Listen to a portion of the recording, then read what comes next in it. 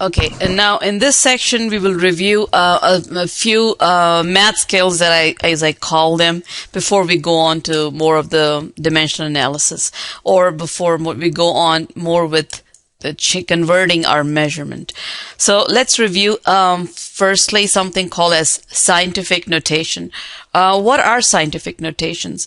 Many times you will be dealing with numbers that are either very large, for example, the value written like this, or very, very small, for example, the width of a human hair.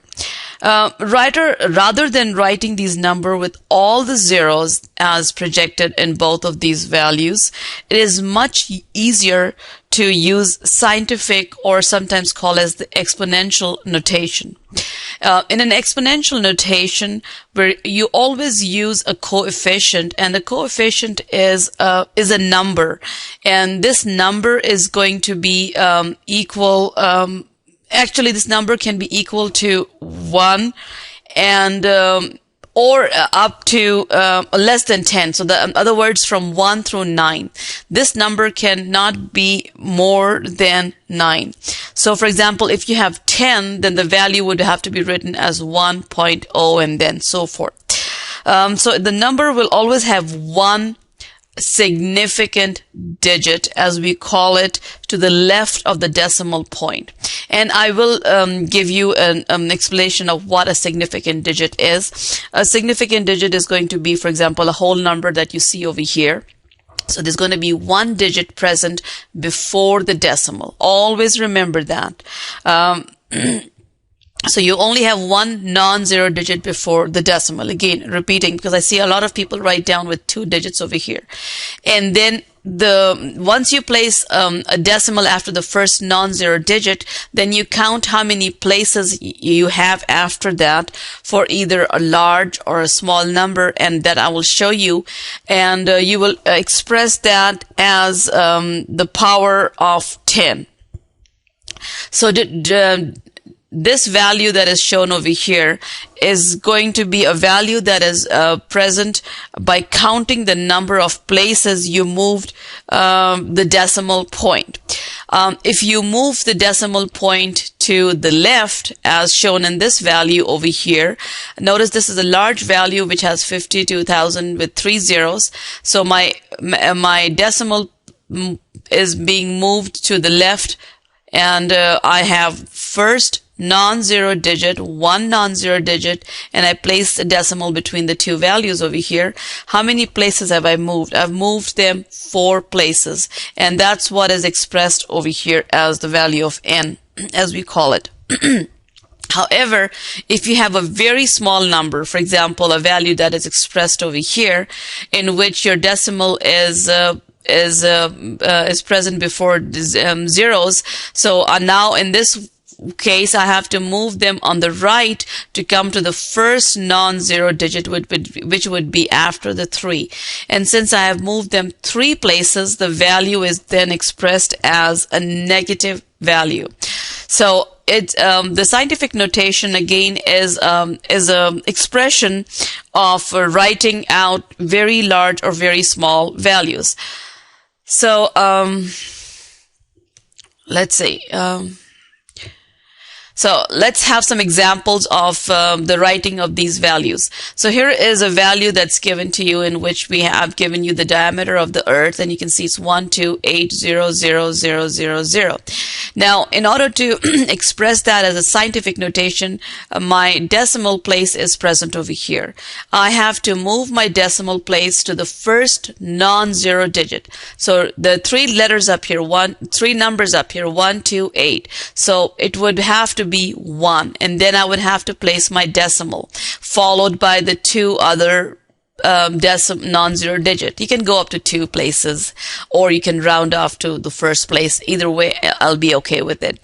But however, if you're moving it over here, let's just focus on how many places we have moved. 1, 2, 3, 4, 5, 6, 7. So we moved 7 places. So now it would be 10 to the power 7. I hope you can try this on the second one to see how did we come up with it. And let's look at the example with a small number. In a small number, my decimal is here, and I'm moving my decimal to the first non-zero digit, which is 3. So I'm moving my decimal 1 place, 2 place, 3 place, 4 place, 5 place. So that's why my value is 10 to the power negative 5. Now I'm going to write down some values over here, and I want you to take your time to think what would be the right answer. So I'm writing a large value over here. Okay, 1, 2, 3, 1, 2, 3. Okay, want you to practice on putting this value down. Can you think of it? Okay, here is my imaginary, my decimal. So I have to move my decimal after one non-zero digit. So that would be 4. So that means it's going to be 4.0. How many places have I moved? Notice I put down the multiplication sign, x times 10 to the power of how many places. So if you count all of these, it's 3, 6, 9, 10, 11. So I have 11 places. And notice that I moved to the left. It's a large value, so it's a positive value. I hope it's making sense to you. I'm going to give you another one. For example, 1.00052. In this example, it's a very small number. You're moving your decimal place to the right, and it will be after 1 place, 2 place, 3 place, 4 place. So here would be your value. So you would express that as 5.2, 10 to the power negative 4. So this is important because we will now look at the different standards of multiplication that are shown for some standard numbers. So for example, a value of 10,000 is 10 to the power 4, 1,000 is 10 to the power 3, 100 is 10 to the power 2, and 10, and so forth. And if you have a value that's smaller, it's either -1, -2, -3, -4. So hope you've understood this. Let's look at another term that is called as the measured numbers. What are measured numbers? Measured numbers are numbers that you can actually determine. So, for example, on the meter stick that is shown over here, if I want to measure this value over here, it's kind of hard for me to predict. Is it 2.65 or is it 2.7? So you're actually estimating that last number. And that last number has an uncertainty. You know, we can report as 2 and then it's 2.76, 2.75. It's an uncertain number. So sometimes we have values that are certain, and sometimes we use uncertain or estimation to put down the last place after the decimal usually. So and now when we're estimating any number that's between 1 through 5 or 1 through 9 can be expressed easily. However, the problem comes up when you're estimating for a place of 0. So for example, I'll give you, let's say we took some student heights and we come up with these values over here. Let me just write down over here certain numbers. And I ask you to compare which is the shortest or who's the shortest up here. Is it person A, is it person B, or is it person C? Now, notice that the values are very close, but they're changing or they're differing on this last digit. So, if I compare my 67.9 to 68.0, this value of 0 is significant because it's not the same value. This is a little larger. So this person would be the person that is the shortest in length. So this would be sometimes the zeros can act as a measured number, and it has a lot of significance. Keeping that concept that zeros can be significant depending on its placement, we come up with the concept of significant numbers. Now, significant numbers is something that I want you to understand and apply in this chapter only. I'm not really going to nail you to understand significant or apply significant numbers to problems later on. However, typically when you're dealing with the quantity of something, then you usually apply the rules of significant numbers. In significant numbers, we get values or from a measurement, and we always use the known, which is the certain, plus the estimated digit, which is the last digit. And we report that with the measuring tool that we have. So whether you're taking a meter stick or let's say a beaker or a mass weighed on a scale, it all depends on what you're using. Many times the non-zero digits are very easy to write down. You write down, well, it's 38.15 and 5.6 feet, 65.6, and you can see that these are all numbers that are between 1 through 9. So it becomes very easy to say that there are 4 significant digits in the first value, 2 in the third, 3 in the third, 2 in the second, 3 in the third, and 5 in the last value. However, when you have zeros, you have to be careful as when is that zero a part of the value and when it is there as a placeholder. So the rules are a number is significant if it is not a zero. So that means that all non-zero numbers are significant. For examples, for 1, 2, 3, 4, 5. Zeros between significant digits are also significant, because, for example, 205, that value is different than 25. So that value is of 0 that is placed between these two non-zero digits is a significant value. A 0 at the end after a decimal is also significant. So, for example, if you have a 0 over here with the temperature shown as 25.0, it's significant because if you were to compare that to 25.1, then that value would have a very strong meaning. And all digits in the coefficient of a number, for example, are significant. So over here, since we have 4.0 and 5.70, we are using all of these values that are present over here are significant. So you're counting actually the digits. So this sort of makes sense to most people. The second concept is that the zeros are not significant if they are leading zero. For example, a value over here in which there is a decimal place, but there is no non-zero digit before the decimal. So all of these zeros are leading zeros, and they're there as a placeholder, and they're non-significant. Of 0, which is there at the end, without the decimal, are also not significant because, again, these are as placeholders.